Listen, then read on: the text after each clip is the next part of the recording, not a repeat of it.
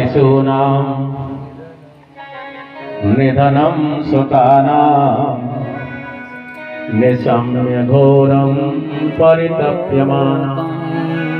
द्रौपदी ने रोना शुरू कर दिया, स्वामी मैं तो लुट गई, मेरे 5 पुत्रों के सिर सोते हुए कोई काट ले गया।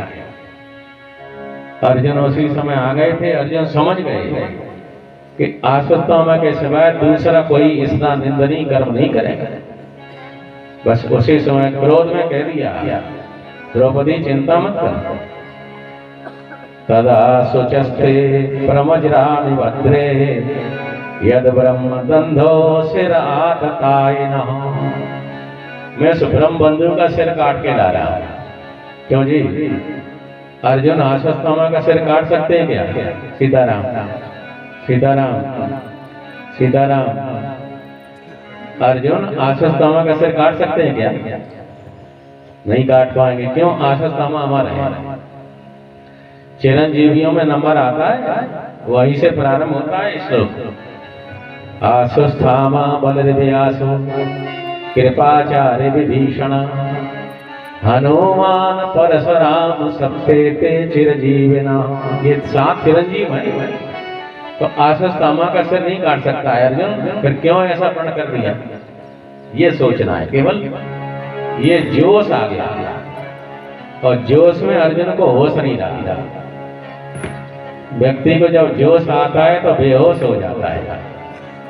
ये तो बुद्धि वहां होती है तो काम बन जाता है। बुद्धि जब काम नहीं करती है तो अटपटी बात निकल जाती है। बोलो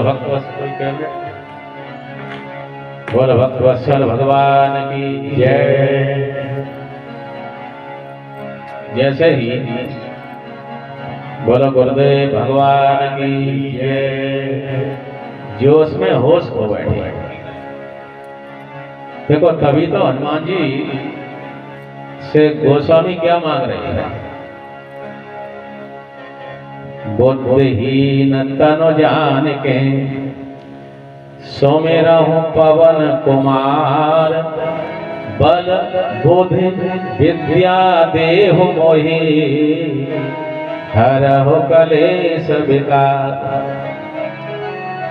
बुद्धिहीन शरीर समझ करके क्या मांगा हनुमान जी ने? हनुमान जी से बल बुद्धि विद्या। प्रभु बल दे दो, बल के साथ बुद्धि दे दो। देखो बल है बुद्धि नहीं है तो या तो जेल में जाओगे या अस्पताल में जाओगे। तो बुद्धि होगी तो बल का सदुपयोग करोगे, तो ना जेल में जाओगे ना अस्पताल में।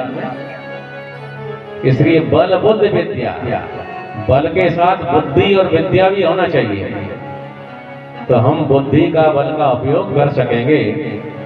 इसलिए अर्जुन को बल बुद्धि है, लेकिन जोश में आने से सीताराम बेहोशी आ गई और अश्वत्थामा का सिर काटने का वचन उन्होंने द्रौपदी को दे दिया। और श्री कृष्ण से बोले जल्दी चलो गोविंद, चलो। भगवान ने रथ तैयार किया, अर्जुन बैठ गए। तमा पतंतम सविलक्ष्य दूरा कुमार बोध क्रमना रथेन। अर्जुन के रथ को अश्वत्थामा ने दूर से पहचान लिया। क्यों जी? दूर से क्यों पहचाना? अर्जुन के रथ की ध्वजा पर श्री हनुमान जी महाराज बैठे थे, इसलिए अर्जुन का नाम कपिध्वज है।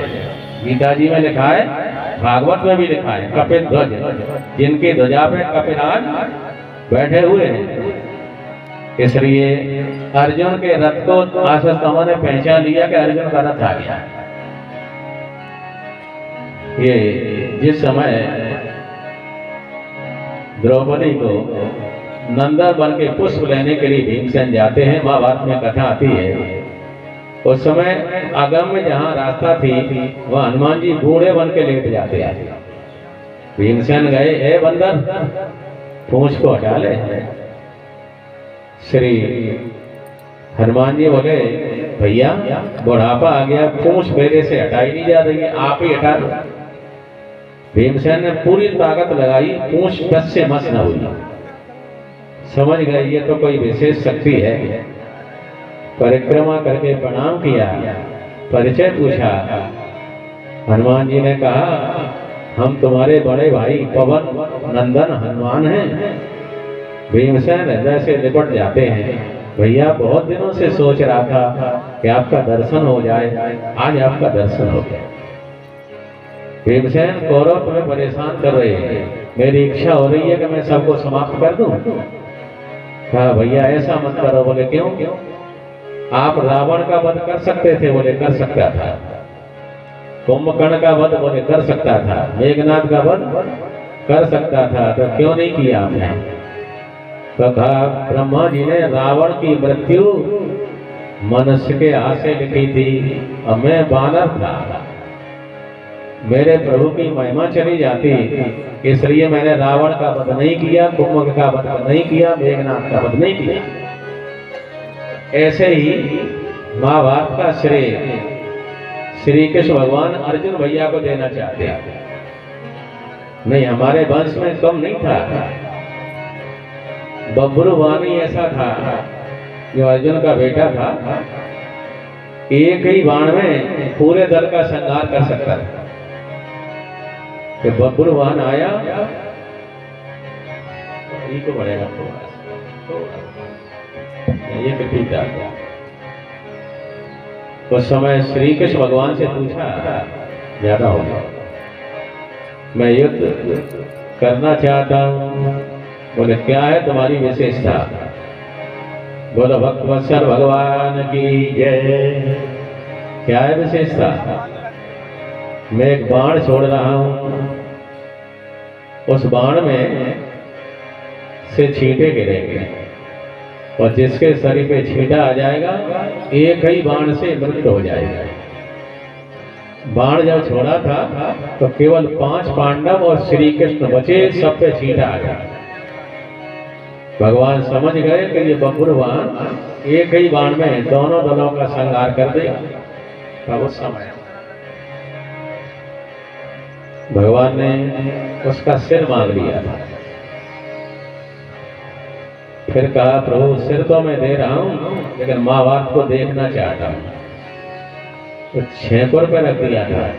जब वो हंसता था तो दल तितर बितर हो जाते थे।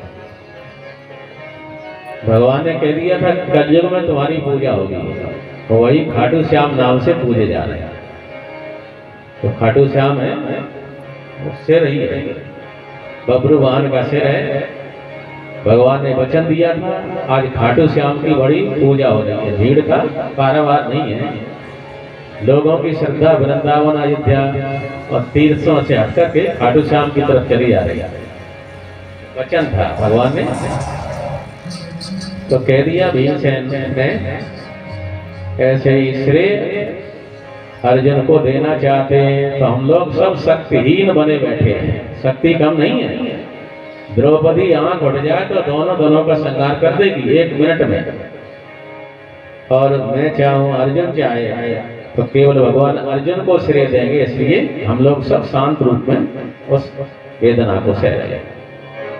बोलो, भक्तवत्सल भगवान की जय।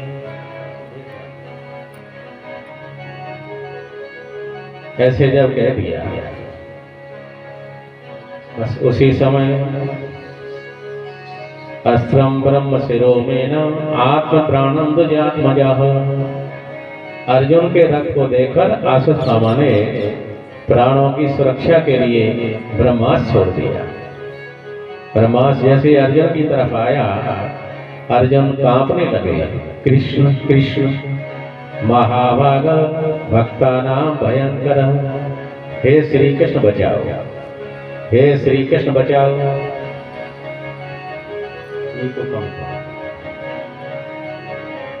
इस समय मेरे प्राण जा रहे हैं। पूछा, तुम अभी सामने वाले दुश्मन का सिर काटने आए, अब अपना सिर नहीं बचा पा रहे? तो कहा, अब नहीं बचा पा रहा। भगवान के भक्तों पे जब जब संकट आता है, तब वो प्रभु का नाम स्मरण करते हैं और प्रभु ही उनकी रक्षा करते हैं। जिस समय भीष्म पितामह ने प्रतिज्ञा कर दी कि कल मैं 5 पांडवों का सिर काट दूंगा। बाण हमने खींच लिए थे और 5 पांडव में अर्जुन का नंबर पहला है।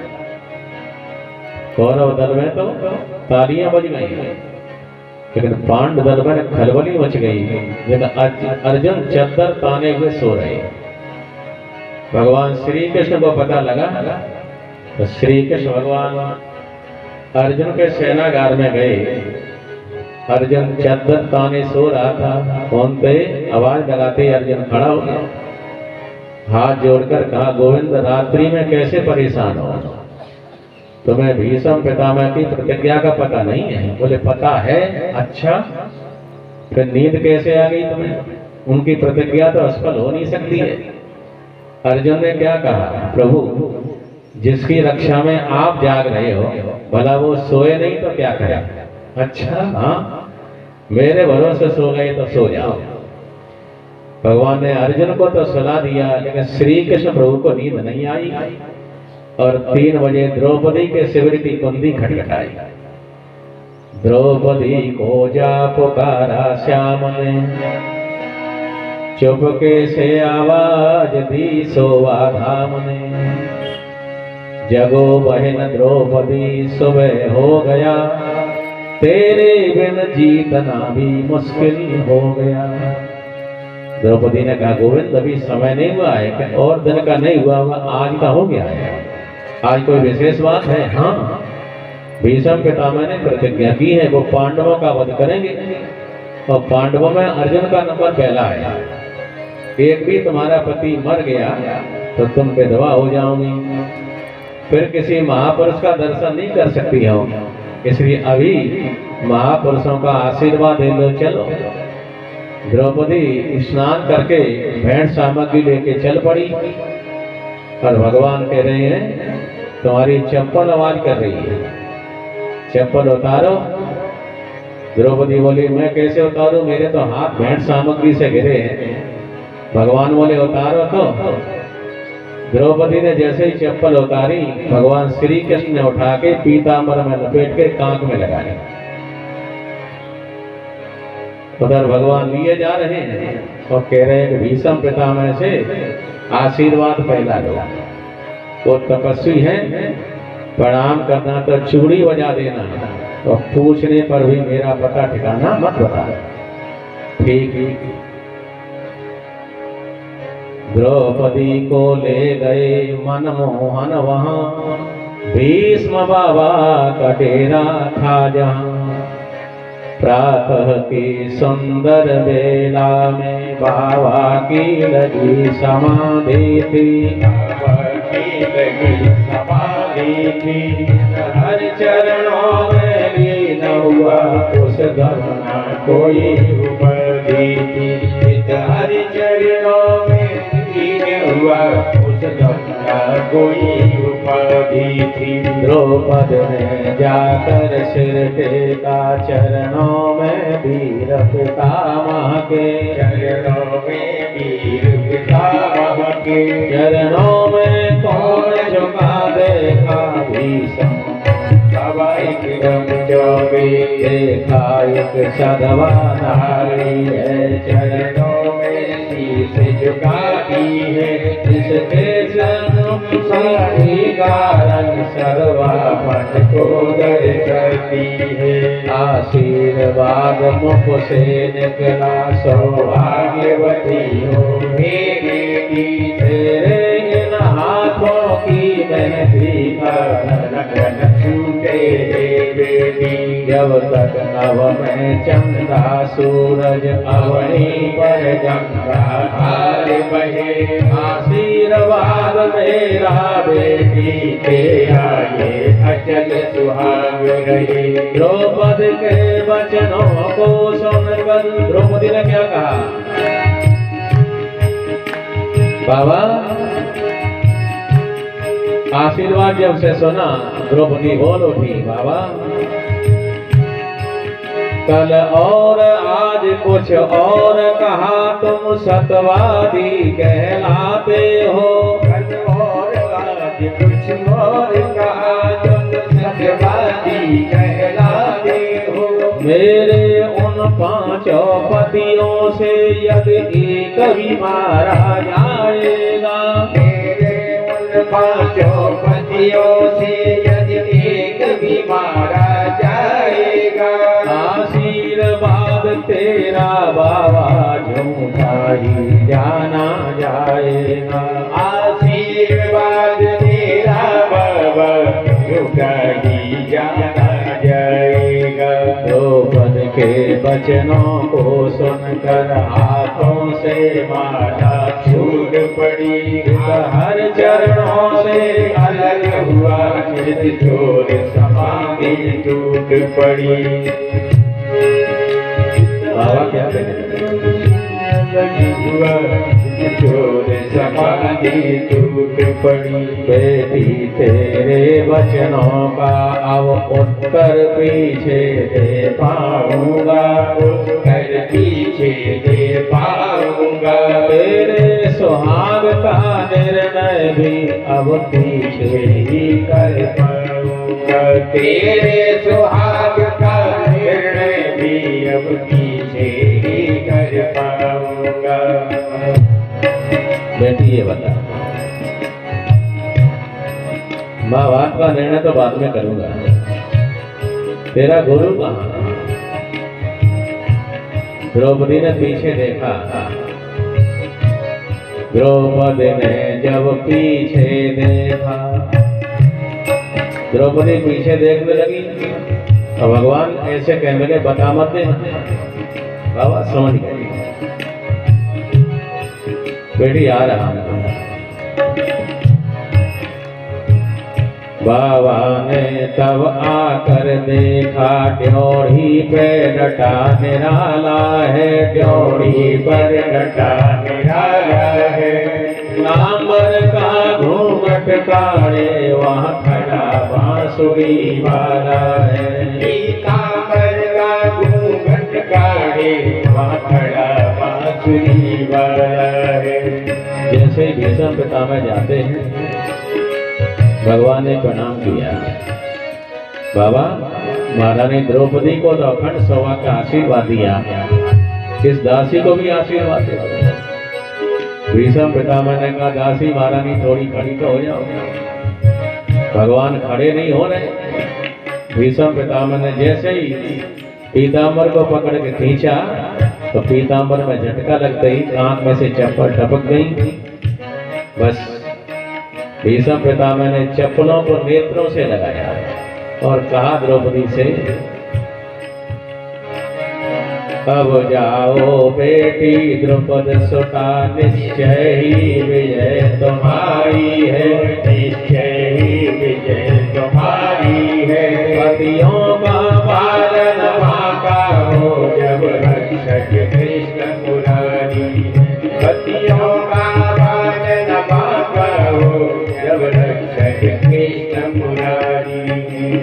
श्री हाथों में सौंप दी जिसने जीवन डोर, कभी न उलझन श्री नटवर नंद किशोर, कभी न उलझन श्री नटवर नंद किशोर। जो भगवान को अपने जीवन डोर सौंप देता है, कृष्ण कृष्ण महाभाग, उस समय भगवान श्री कृष्ण की तरफ अर्जुन ने देखा। भगवान ने उपाय बताया, अर्जुन ब्रह्मास्त्र छोड़ दो। अर्जुन ने ब्रह्मास्त्र जैसे ही छोड़ा,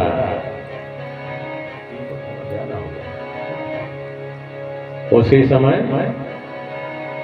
सामर्थक अग्नि प्रकट हो जाती है। सामर्थक ममांसतः, उस समय भगवान ने ब्रह्मास्त्र तेज को शांत कर दिया। अर्जुन ने आश्वत्थामा को पकड़ लिया, बांध लिया। भगवान प्रवचन करने लगे। अर्जुन ने मारने का विचार किया। भगवान ने प्रवचन किया, मत्तम प्रमत्तम उन्मत्तम सुप्तम बालम स्त्रियम जड़म। अर्जुन मतवाले को, पागल को, सोए हुए को, स्त्री को, मूर्ख को प्रपन्नम विरतम भीतम, शरण में आ गया है, भयभीत है, रथ टूट गया है। न रिपम हंति धर्म विद, धर्म ऐसा कहता है इसे दुश्मन का वध नहीं करना चाहिए, भले ही दुश्मन हो तब भी वध न करें। भगवान लिए चले आ रहे हैं, द्रौपदी के शिविर के सामने आए सीताराम। द्रौपदी देख रही है, गुरुपुत्र आशुस्तामा बंधे हुए रथ के पिछले भाग में घसीटा लग रहे हैं। अपने पुत्रों की चिंता छोड़कर द्रौपदी कहने लगी, वाचा शांतस्य वंदनाम नैनम सती, मोच्यताम मोच्यताम में सब ब्राह्मणों नितराम गुरु। स्वामी छोड़ दो, स्वामी छोड़ दो, स्वामी छोड़ दो। ये ब्राह्मण जगत गुरु हैं, आपने जिनके पिता का वध कर दिया है युद्ध में, और ये पुत्र न होता तो कृपी माता उसी दिन सती हो जाती, वो जीवित नहीं रहती। तो पति वियोग को सहना तो सरल है, लेकिन पुत्र वियोग को सहना कठिन है। स्वामी मुझे पता है, मेरे 5 पुत्रों के सिर कटे हैं, कितना दुख होता है। और गौर माता के तो एक ही पुत्र है, उनका सिर कटेगा तो कितना दुख होगा। मेरे पुत्र ही मारे गए हैं, पति तो मेरे मौजूद हैं, लेकिन जिनके पति भी जा चुके हैं पुत्र भी जाएगा। पुत्र वियोग को सहना बड़ा कठिन है। हकीकत है, जिस समय पुत्र का समाचार सुनो सीता। बोलो भक्तवत्सल भगवान की जय। माता द्वारका में थी, एक्सीडेंट हुआ था वो चौखट्टा पर। ये हमारे राम बिहारी सिंह के गांव की बात है। माता का बड़ा स्नेह था पुत्र के ऊपर,